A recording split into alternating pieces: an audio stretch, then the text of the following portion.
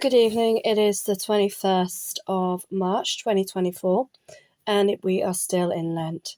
I didn't do a video yesterday, so today's video will be for the 20th of March 2024 and also the 21st of March 2024. Now today I was very lucky. I managed to actually get in to see my physiotherapist, and to be able to get any medical appointments at the moment is like gold dust.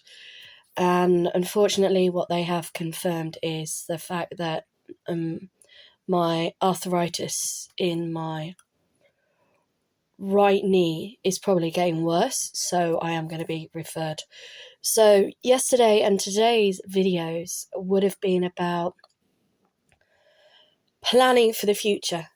Now, it used to be when I was younger, and we were at school, one of the things we always had to do was like a record of achievement.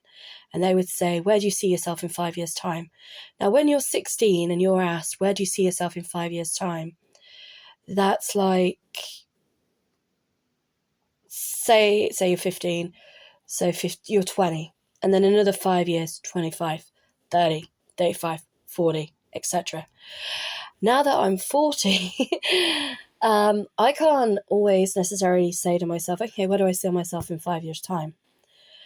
Because in 5 years' time, I'm not going to be 25. I'm going to be 45. So my expectations in life, from what you have when you leave school, are so different to when you are older. And it always reminds me of the movie Jack with Robin Williams, where he is a child who's born with a strange case of progeria, which basically means that he ages 10 times faster than everybody else. So although he's supposed to be like 10, he doesn't look 10. He looks 20. So when he is at school, he is basically like an old man. So instead of it being like a 5-year-old child or a 6-year-old child who looks elderly for their age, they literally turn the whole medical condition of progeria on its head, and had basically a man playing a teenage boy. And he looked at like, where would I be when I'm 28? And it worked out as something ridiculous, like he'd be like 122, or something along those lines. And he said to himself, where do I want to be when I'm 28? Alive. And I think, as you get older, you think the same. You don't necessarily think about like 5 to 10 years ahead of you. You think about, where am I going to be tomorrow? Where am I going to be in a week's time, a month's time, a day's time? And one of the other things that, we never are taught at a young age, we're taught about how to think positive about the future. What do you want to be when you're younger? Oh, I want to be a ballerina. Oh, I want to be an astronaut. Oh, I want to do this. Oh, I want to do that. And then you get to that sort of age, a middle age in your life, where there's the added pressure of you've got to have a job, you've got to have a family, you've got to have a home. And then nobody really thinks about, well, hang on a minute. Not everybody in today's society has those things. I'm 40 and I'm not a homeowner. To be honest, that's probably going to work in my favour when I'm 70, if I have to go into residential care, because I wouldn't have to worry about selling a property in order to have somewhere else to live. But again, it's about thinking about the future, but not thinking about it to the point where you get stuck. And so with myself, there are so many things I've had to learn to accept that I used to do and that I loved to do that I no longer do. Some of them are reasons for that is because I'm a full-time parent, so my children are my life. Part of that is also finances, time, and health. I mean, I have friends who probably have more ailments than me, who are within the same age bracket, and yet they're still skydiving, they're still, scuba diving, they're still skiing in the Alps, despite having arthritis and, having to have limbs replaced with prostheses. And I'm like, okay, yep, that's great, that's fantastic.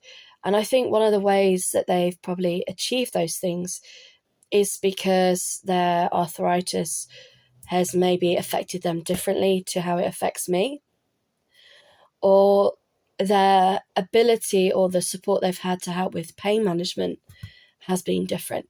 So it's being about pessimistic, optimistic, looking at the glass half empty, or do you see it half full? Now, with me, some days I feel like I could run a marathon and literally climb Mount Everest. Whereas last week, I couldn't even put my foot on the floor without being in absolute excruciating pain.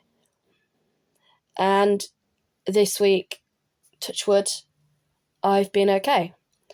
So it's one of them that I think, over Lent, think about, budgeting, reducing, reusing, recycling, planning, but also think about where am I going to be in a few years' time from now.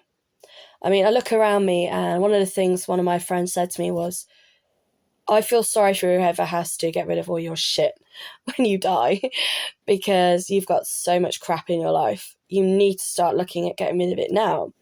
And I'm 40 and I'm looking around and I'm thinking, yeah, you know what? I totally agree with you. I have way too much stuff that I maybe don't use, that I've stored for years. What do I do with it? So I am kind of at that moment now in my life where, I do have to look at what is going to happen with everything that I own. And to be honest, I think a lot of it is probably just going to end up in landfill. And one of the reasons for that is because financially people have not got the money to buy things. And a lot of my stuff people aren't going to want. And as well, it's like, and a lot of it is probably able to be accessed via social media. But then at the same time, it always reminds me of The Time Machine by, I always forget who it is who wrote The Time Machine. H.G. Lawrence. No, not H.G. Lawrence. It will come to me. But yes, where society divides because of a nuclear war, and so you have the Eloi, and I always forget what the other people are called. So you have the ones who live below Earth and the ones that live below. The ones who live above and the ones who live below. And the ones who live in the sun, they are like the Morlocks, that's it, they live below. And they're the ones with all the power and the technology, whereas the Eloi, they bathe in the sun, they don't think about the future, they don't think about the past, they don't think about anything. And even though technology has kind of evolved in a way, it's also gone backwards. So even something basic like learning how to read or write, or, having books on the shelves, they've all turned to dust because they're not used. And the way I look at it is technology is only going to be able to go so far. And during lockdown, especially during COVID, I found 9 times out of 10 we couldn't even get online because everybody was working from home. Everybody was trying to access the same servers. And so I literally, just like on a Sunday, we have a no technology day, all the books in my house were probably accessed 2 to 3 times during that COVID period. And I've always say to my children, okay, yeah, sure, you can find things online, But sometimes it's better if you just get a book off the shelf and read it.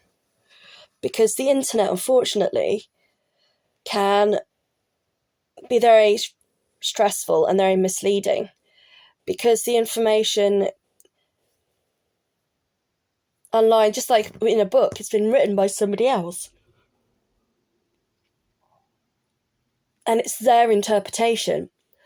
And I've had to say to them, what you've got to realise, like with geography, for example, if you were to, in today's society, if you were to get an up-to-date globe or an up-to-date atlas, or even if you were to look on Google Earth, and you were to say, okay, for example, what is the borders of China? Straight away, very few people, I feel, in today's society, younger people especially, wouldn't realise or know that Tibet used to be its own country, or that Mongolia used to be its own country. Now we have Inner Mongolia and Outer Mongolia, and part of it's owned by Russia and part of it's owned by China.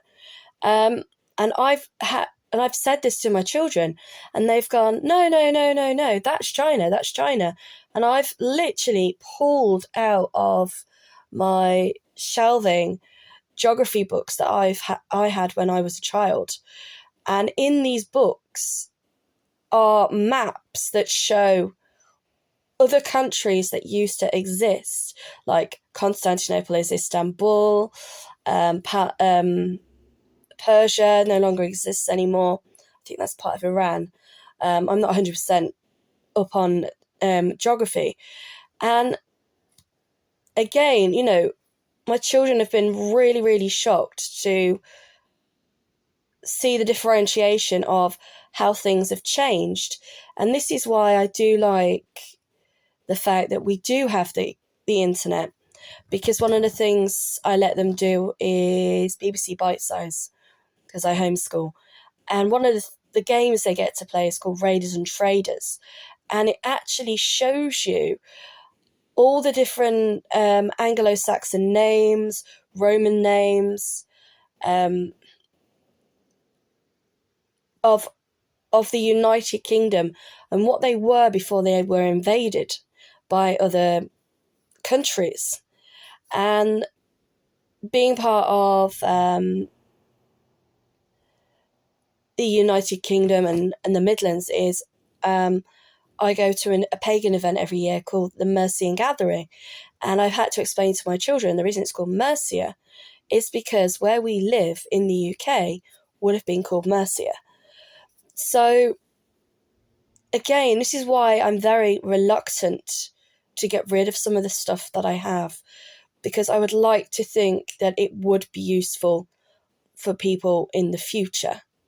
So I wouldn't want it to end up in landfill, but at the same time, I can see why having as much stuff as I have now will be a hindrance to anyone that has to get rid of it when I am deceased.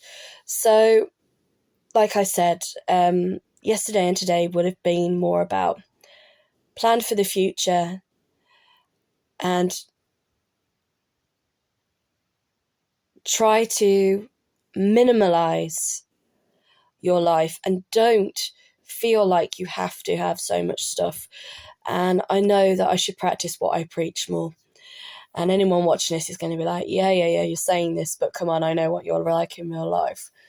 And over the last sort of year, I've been trying really, really hard to reduce the amount of things I have.